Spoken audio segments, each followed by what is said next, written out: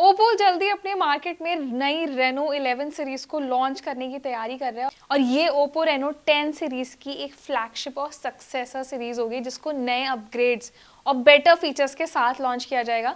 जैसा कि हमने देखा था, कंपनी ने अपनी रेनो 10 सीरीज में 3 नए मॉडल्स लॉन्च किए थे, जिसमें रेनो 10 5G, 10 प्रो और एक 10 प्रो प्लस था। तो उसी तरीके से कंपनी अपनी रेनो 11 सीरीज में भी 3 नए वेरिएंट्स लॉन्च कर सकती है।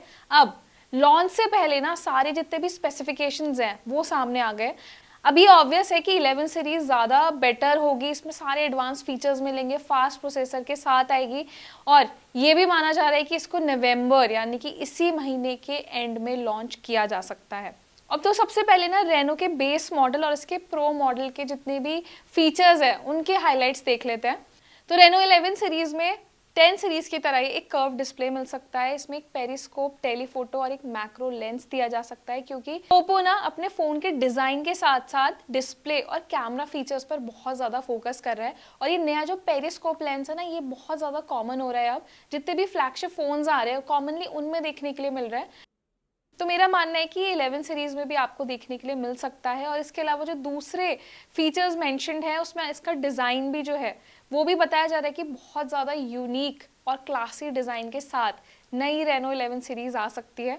अब जितने भी इसके स्पेक सामने आए ना, उसमें सबसे बड़ा फैक्टर जो है वो उसके कैमरा को लेकर ही सामने आया है कि 10 मॉडल से 11 सीरीज में ज़्यादा बेटर और एडवांस कैमरा मिल सकता है। तो ओप्पो रेनो 10 सीरीज का जो बेस वेरिएंट था ना रेनो 10, उसको ट्रिपल रियर कैमरा के साथ लॉन्च किया गया था। तो इसी तरीके कुछ बेटर एडवांसमेंट के साथ आपको 11 में भी देखने के लिए मिल सकता है, जैसे कि उसमें आपको OIS के साथ 64 मेगापिक्सल का एक प्राइमरी सेंसर, 32 मेगापिक्सल का एक टेलीफोटो सेंसर और 8 मेगापिक्सल का एक मैक्रो सेंसर दिया था और 32 मेगापिक्सल का एक फ्रंट सेंसर दिया गया था। अब हमने बेस वेरिएंट की बात की, अब इसके प्रो मॉडल पे भी आ जाता है। तो प्रो मॉडल में आपको OIS सपोर्ट के साथ 50 मेगापिक्सल का प्राइमरी, 32 मेगापिक्सल का टेलीफोटो और एक 8 मेगापिक्सल का वाइड एंगल लेंस मिलेगा। तो कैमरा फीचर्स में बहुत ज़्यादा मेजर डिफरेंस नहीं है, बहुत माइनर डिफरेंसेस किए गए हैं। अब इसके प्रो प्लस में आपको 64 मेगापिक्सल का एक पेरिस्कोप सेंसर, 50 मेगापिक्सल का एक सोनी का फ्लैगशिप सेंसर और 8 मेगापिक्सल का एक वाइड एंगल कैमरा मिलेगा।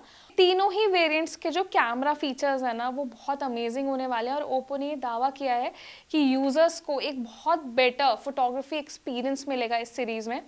तो पहले जो 10 सीरीज लॉन्च की गई थी ना वो बहुत ज़्यादा पॉपुलर हुई थी यूज़र्स के बीच में। नया डिज़ाइन मिला था, नया डिस्प्ले, बहुत सारे अमेजिंग फीचर्स, एक UI बहुत अच्छा था, लेटेस्ट एंड्रॉयड अपडेट दिया गया था, एक फास्ट प्रोसेसर दिया था।